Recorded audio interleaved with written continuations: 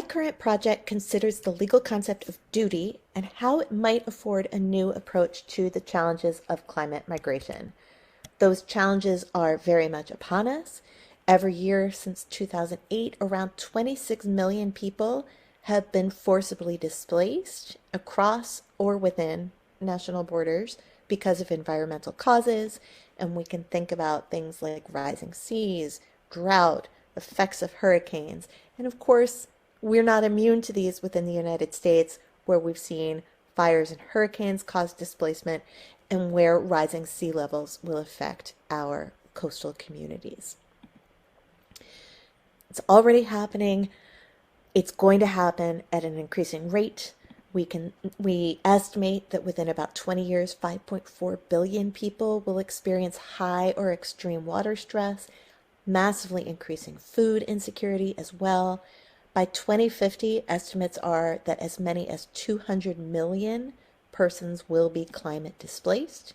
By 2070, one third of places humanity lives now will be uninhabitable hot zones. And within the century, temperatures will be so hot in many places, it simply will not be possible to live. So the migration will happen.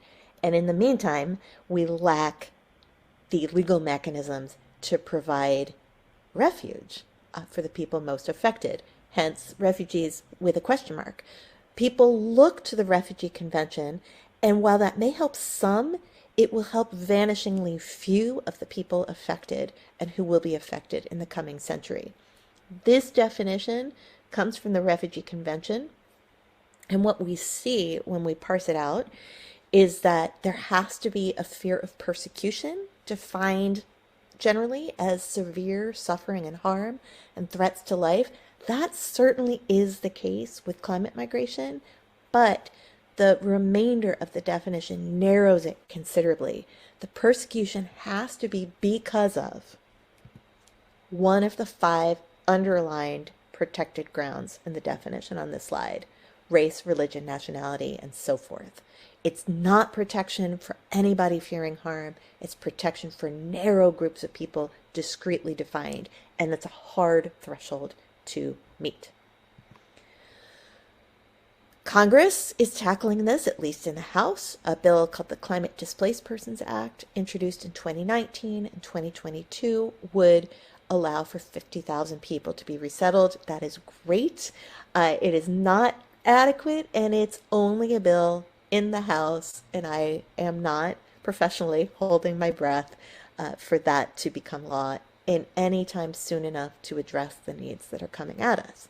Hence my project, where I'm most interested in looking at whether the idea of duty is something that creates a legal remedy that could be recognized by courts to offer protection.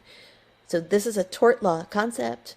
And in tort law, summarizing, when there is a duty that is breached and that causes harm, courts will allow remedies.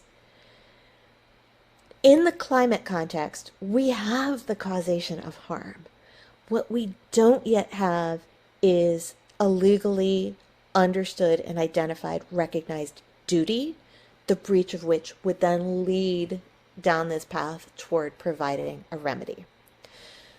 What I'm trying to do in my paper is to look at places within the immigration system where we do have an idea of duty. There are occasional examples of this, generally on a very small scale. For example, the refugee resettlement program for the Hmong people of Laos, who fought alongside us in the Vietnam War. There's also a special program allowing easy access to the United States and to work permits for residents of the Marshall Islands and the Federated States of Micronesia, which are locations where we did extensive nuclear testing. And so we breached some kind of duty by making their land uninhabitable, and the remedy was found in the immigration system.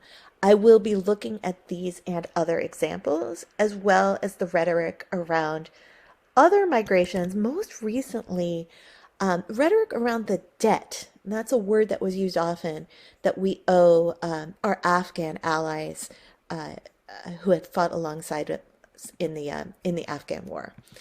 This may seem like an impossible dream. It may well be an impossible dream, but the demands of the crisis coming toward us demand nothing else other than creative, persistent legal advocacy to try to find ways to address the problem. Thank you for your time and attention.